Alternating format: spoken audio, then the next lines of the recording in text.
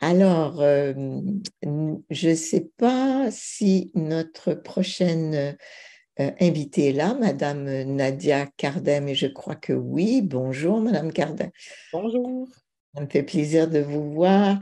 Alors, Madame Cardin est du collectif des partenaires en développement des communautés et vous nous avez soumis un rapport important. Alors, vous avez 10 minutes pour nous le présenter avec votre verbe habituel, j'imagine. Merci de me recevoir. Je vais partager mon écran. J'ai une petite présentation pour appuyer un peu ce que j'ai présenté. Donc, Nadia Cardin du collectif des partenaires en développement des communautés, on trouvait important de pouvoir contribuer à la réflexion dans le cadre des États généraux du travail social parce que le collectif a tenu dans la dernière année des États généraux lui-même, puis des apprentissages se sont dégagés de ces États généraux, puis on trouvait important de les amener à la réflexion, surtout quand on parle de la question de l'amélioration des politiques puis des programmes publics sociaux au Québec. Et on voyait aussi à travers toute la démarche des États généraux puis nos travaux, mais beaucoup de leviers du développement des communautés qui peuvent être inspirants quand on souhaite réfléchir aux perspectives du travail social de demain, ce qui est le cas à travers cette grande démarche des États généraux du travail social qui souhaite façonner le travail social de demain. Donc, très brièvement, je vais placer juste qui est le collectif, de quoi qu'on parle, un peu les États généraux, très, très court parce qu'on a 10 minutes, mais de plonger dans les apprentissages et les leviers qu'on voit pour le travail social de demain. Qui est le collectif? Très brièvement, on est une vingtaine de partenaires nationaux, philanthropiques, communautaires, sociaux, recherche, qui ont tous comme point de convergence de faire du développement des communautés, mais dans leurs différents champs respectifs, se regroupent au sein du collectif parce qu'ils croient à cette plus-value nationale en but de faire front commun puis de pouvoir jouer un rôle d'influence auprès des politiques publiques. Ce qu'on entend par développement des communautés, on pense à un développement qui est global et intégré afin que chaque dimension tienne compte des autres. Donc, on parle de développement culturel, environnemental, social ou économique. C'est beaucoup plus interrelié. On parle d'un développement qui est ancré dans un territoire défini par des acteurs, des actrices qui le composent. Donc, c'est tantôt une ville, une MRC, une région. C'est un sentiment d'appartenance. C'est surtout un territoire précis. Donc, on comprend par développement des communautés que ça repose sur la capacité des personnes à se rassembler et à agir ensemble. Donc, c'est vraiment un territoire ancré, un territoire ancré, pardon, et des acteurs qui le composent, des enjeux et des façons qu'on souhaite, des processus qu'on souhaite se donner collectivement sur un territoire donné pour y répondre, avec des conditions de participation dans le but d'avoir une finalité, c'est-à-dire d'améliorer les conditions de vie individuelles et collectives. La démarche des États généraux qu'on a portée cherchait à mobiliser les acteurs dans leur diversité, faire état du développement des communautés au Québec, puis construire les bases d'une vision globale et partagée. Et au cœur de la démarche, c'était vraiment le tour d'horizon où est-ce qu'on était dans plus d'une quarantaine de communautés locales, régionales, urbaines, rurales, etc., dans le but de comprendre c'est quoi la lecture sur le terrain, des enjeux, des besoins, des leviers, des enjeux structurels importants qui freinent notre capacité de se développer.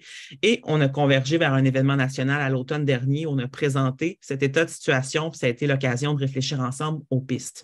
Donc, vraiment, ce que je vous présente, les résultats de nos états généraux, on les voit vraiment comme des apprentissages pour pouvoir favoriser l'amélioration des politiques et des programmes publics sociaux au Québec. On commence en parlant, entre autres, de la question de l'ancrage territorial et de l'accessibilité. C'est ressorti beaucoup à travers les États généraux, comme quoi qu'entre autres, quand il y a eu les fusions des CIS et des CIUS, ça a amené des enjeux d'inégalité de la couverture géographique des services.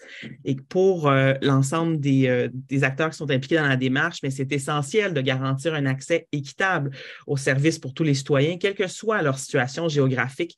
Il y a vraiment une réflexion à avoir. On doit tenir compte, l'équité doit tenir compte des différences organisationnelles, démographiques, territoriales, géographiques, culturelles, socio-économiques et politiques. Donc, on doit, nos programmes publics, nos politiques doivent tenir compte de cet accès équitable-là aux services. Oh, pardon. Il a été question aussi de l'intersectorialité pour une approche holistique. Les enjeux, les problèmes sont complexes. On doit avoir des réponses qui leur sont complexes aussi et qu'il y a beaucoup de défis dans les silos sectoriels et organisationnels, le manque de ressources, de temps, la capacité pour une collaboration efficace. Dans les réflexions qu'on a eues, on a beaucoup de discussions sur c'est important de mettre la pluralité des perspectives pour trouver des solutions innovantes aux problèmes sociaux.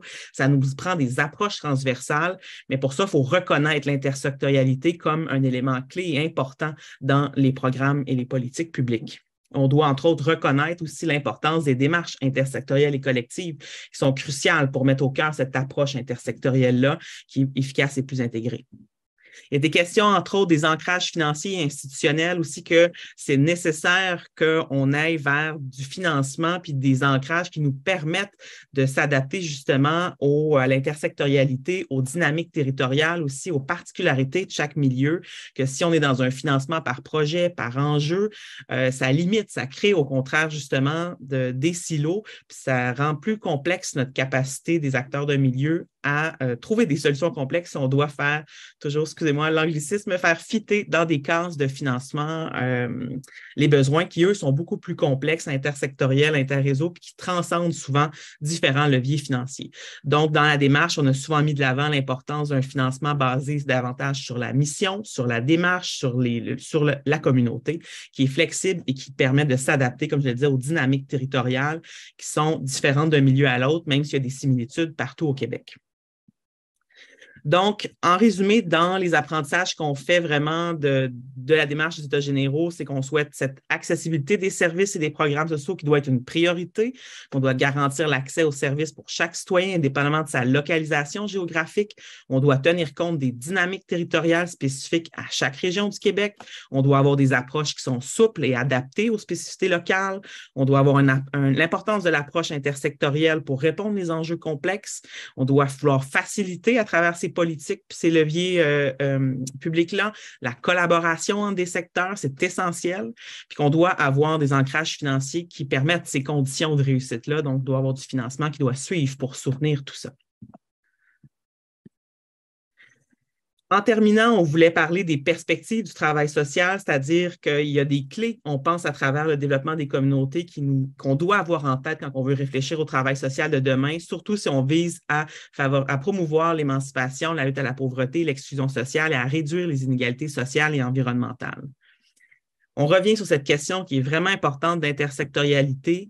C'est majeur pour les acteurs qui se sont concertés. On doit concevoir comment on met de l'avant ces approches-là, parce que cette pluralité-là, puis de pouvoir travailler ensemble, d'estomper les frontières entre les secteurs, bien, elle est nécessaire. Mais ça vient avec des changements quand même importants parce qu'on est structuré souvent 0,5 ans, enfance, famille, environnement, économie, on est organisé d'une façon qui rend difficile, mais que sur le plancher des vaches, si je peux le dire comme ça, dans les milieux, on dit, mais si au moins, on peut commencer par nous aider à travailler ensemble en finançant ces espaces-là, mais ça peut permettre d'avoir des collaborations dynamiques puis nous aider à avancer. Sachant qu'il y a un but ultime de pouvoir changer un peu plus les éléments structurels qui sont des freins à ce qu'on travaille mieux ensemble. Il y a été aussi question comme levier intéressant de parler de gouvernance partagée, comment qu'on peut travailler mieux ensemble dans de la collaboration puis de la co-responsabilité des parties prenantes, que les problèmes sociaux sont complexes, fait qu'on doit travailler ensemble, citoyens, société civile, élus, institutions, on doit vraiment unir nos forces et nos compétences pour être mieux équipés pour surmonter les défis sociaux auxquels on fait face. Puis ça, bien, ça doit s'inscrire dans les programmes, les politiques publiques, mais notre façon de voir les choses aussi. La question de la participation citoyenne, de l'inclusion et de la diversité est aussi essentielle dans les travaux qu'on a portés. C'est important de parler de démocratie participative, de redonner un pouvoir, un droit, une responsabilité à la société civile, aux citoyens de s'impliquer. Puis ces notions-là de participation citoyenne, de diversité, d'inclusion doivent être des piliers si on veut favoriser l'émancipation de la population puis l'amélioration des conditions de vie au Québec. Mais ça demande encore une fois qu'on revoie nos façons de faire, qu'on leur fasse plus de place dans les instances actuelles ou qu'on redéfinisse ces instances là pour qu'elles puissent permettre ces réelles participations citoyennes et cette réelle diversité-là. Ça nous demande des changements structurels importants, mais il faut y faire face. Et la question aussi de la mobilisation, du transfert des connaissances et des savoirs, de la renforcement des capacités d'action, c'est essentiel. Si on veut penser le travail social de demain, mais il faut pouvoir outiller les acteurs sur le terrain à le faire. Je ne peux pas faire autrement qu'un clin d'œil avec ce que l'autre présentatrice disait. Il faut se donner les moyens si on veut favoriser l'empowerment puis l'autodétermination, puis on veut se redonner du pouvoir collectivement, mais ça, il faut le reconnaître ensemble, puis il faut donner des leviers à ces acteurs-là, autant des leviers financiers financiers, politiques, de la capacité de décider pour eux-mêmes. Et ça, il faut qu'on le travaille aussi de façon structurelle. Pour conclure, la grande démarche des États généraux se terminait en disant tout ça, c'est des grands changements systémiques, puis on ne peut pas non plus évacuer la question de la transition socio-écologique. Donc, si on a comme objectif du travail social au Québec de lutter contre la pauvreté, d'améliorer les conditions de vie, ça nécessite des changements systémiques majeurs de nos structures sociales et économiques. Mais on pense qu'à travers ce qu'on a vécu, les États généraux, qu'il y a quand même des leviers à court terme dans les démarches en développement des communautés qui mobilisent déjà des acteurs locaux, des organisations, des citoyens, ils sont là. Il y a déjà des travaux qui se font. Il y a tout ce qui se passe au niveau de la transition socio-écologique aussi, puis les alliances, les nouvelles alliances qui naissent de cette transition-là, où est-ce qu'on voit l'interdépendance entre les défis sociaux et environnementaux. Donc, il faut partir de là, qu'on utilise ces leviers du développement des communautés tels l'interterritorialité, la gouvernance partagée, la participation citoyenne et la transition socio-écologique dans le but de travailler collectivement vers un avenir plus équitable, inclusif et durable. J'espère avoir respecté bien mon temps. Écoutez, vous êtes pas mal chrono. Je sais que le dernier aspect de votre présentation qui est très riche et on comprend que vous voulez que les États généraux puissent bénéficier de ce que vous avez appris auprès de vos membres et en étant vous-même en consultation approfondie. Tout le volet de la transition socio-écologique et va intéresser Denis, j'en suis sûre. Alors, Denis, est-ce que tu veux poser la première question? Oui, très bien. Donc, Madame Cardin, là, les propositions que vous faites, c'est sûr, je dirais, challenge particulièrement le travail social dans sa dimension d'intervention collective, d'acteur social par rapport aux enjeux collectifs puis à l'évolution de la société. Mais en ce qui concerne la pratique là, qui est quand même la pratique la plus développée actuellement en travail social, c'est-à-dire l'intervention individuelle. Comment on voit bien qu'en travail social, souvent, là, les travailleurs sociaux voient les organismes communautaires et la société civile comme des partenaires parce qu'il y a des ressources là, qui sont importantes à mettre à contribution pour répondre aux besoins des personnes. Mais du point de vue des communautés, de la société civile, comment les travailleuses sociales, en intervention individuelle, pourraient être des partenaires?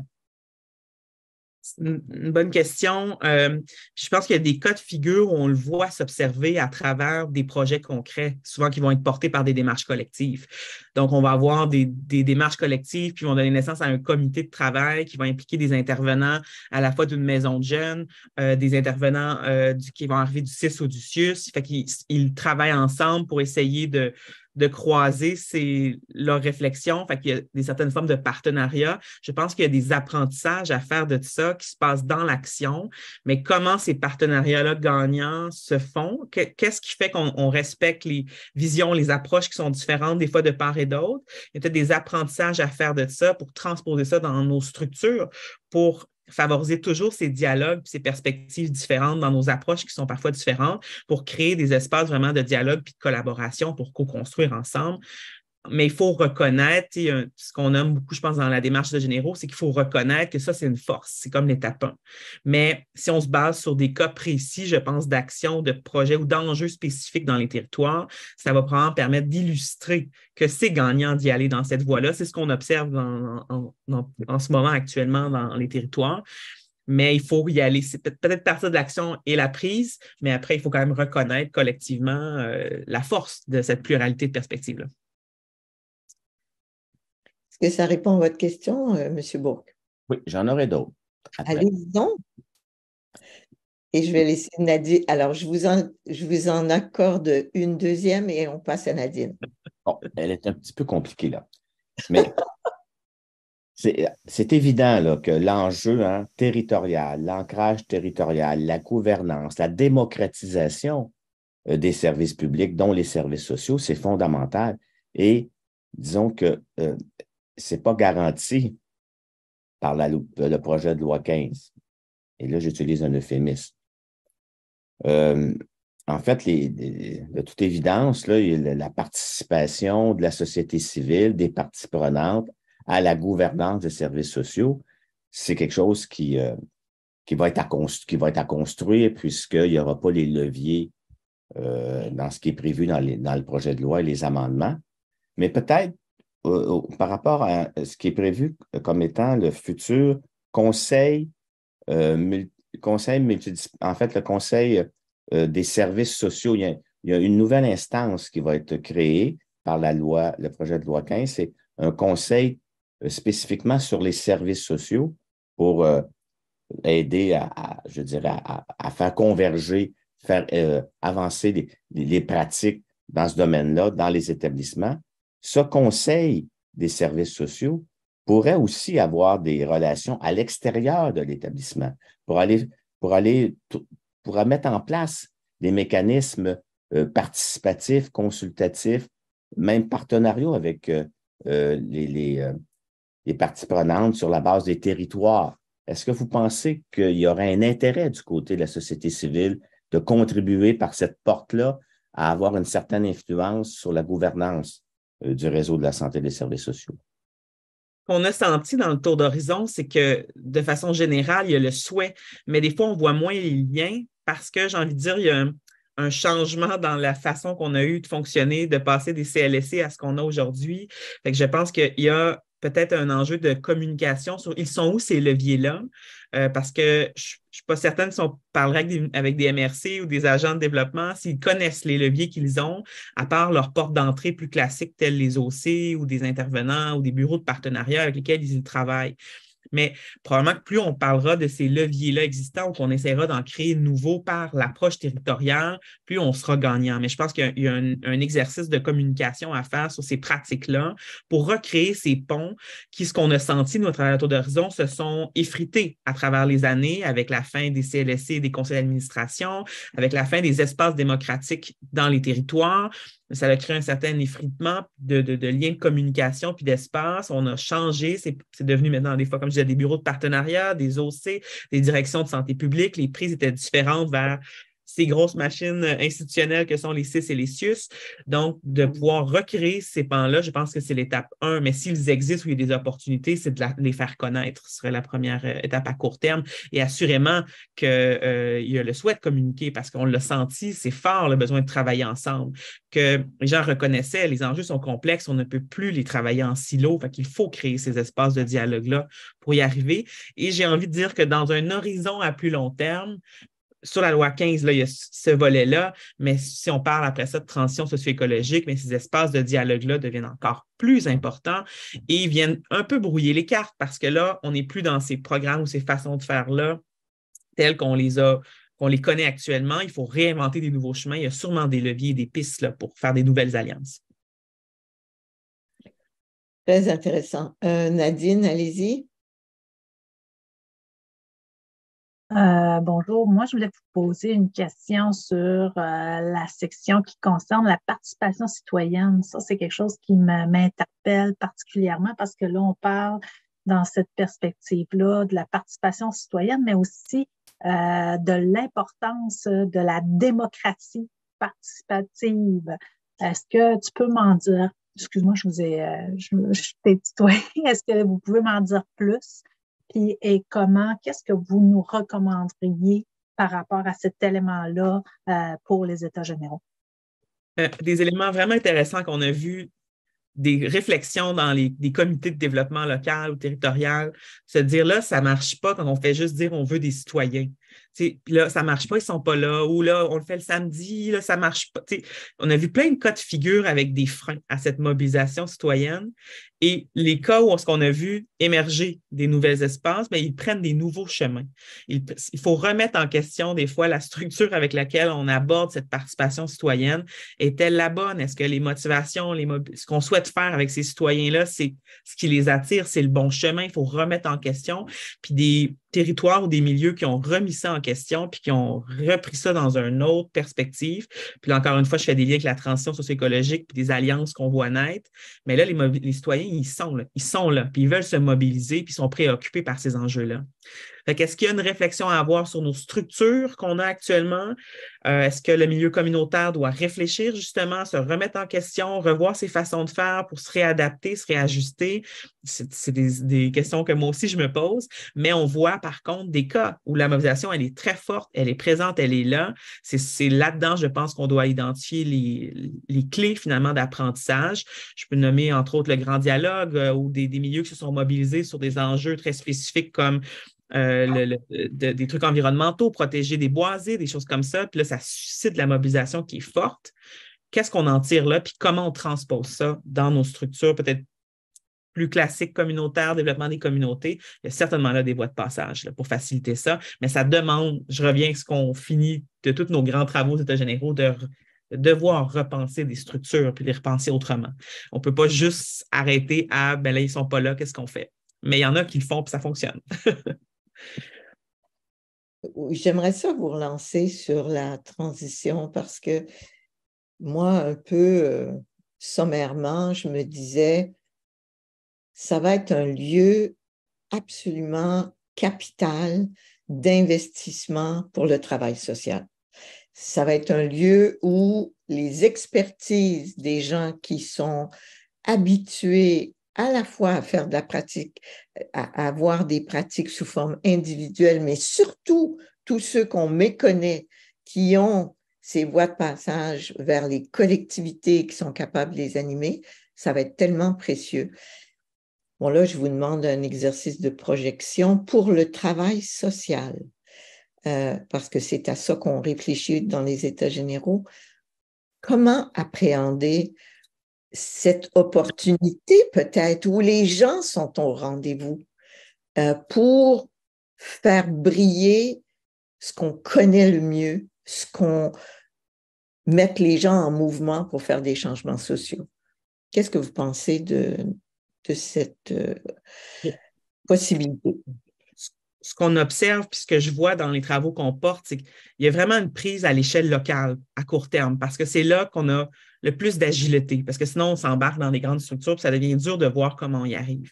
Mais à l'échelle locale, sur des enjeux puis des besoins très concrets, d'inondation, de feux de forêt, de développement immobilier en tenant compte du territoire qu'on veut protéger, tous j'ai envie de dire, ces enjeux très concrets-là, où là, il faudra comme être audacieux de se dire si on travaille tous ensemble, qu'est-ce qu'on est capable de faire? Ils sont où les freins et les leviers? Puis c'est là que les acteurs du milieu du travail social doivent être là, doivent être de cette discussion-là.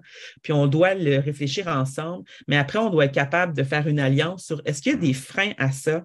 Et ces freins-là sont-ils de nature structurelle au Québec? Et qu'est-ce qu'on peut faire ensemble? Parce que si on se le dit dans une MRC, on doit se le dire ailleurs aussi. Et cette alliance-là globale de toutes ces alliances locales-là qu'on peut faire, est-ce qu'on en retirera une assez grande force pour pouvoir changer la structure avec qui est lourde par moment, puis changer les choses. Mais j'ai envie de dire qu'à court terme, il faut que les acteurs et actrices du travail social soient de la partie, ils soient là et qu'on ait cette capacité collective de vouloir faire ce bout de chemin-là autrement ensemble, mais de reconnaître les éléments structurels et de faire front commun sur ça. Oui, c'est vraiment intéressant. Madame Cardin, c'est malheureusement tout le temps que nous avons. C'était passionnant. Merci beaucoup à la fois de votre mémoire et d'avoir partagé avec nous vos apprentissages. Je vous souhaite une bonne fin de journée. Merci à vous. Au revoir.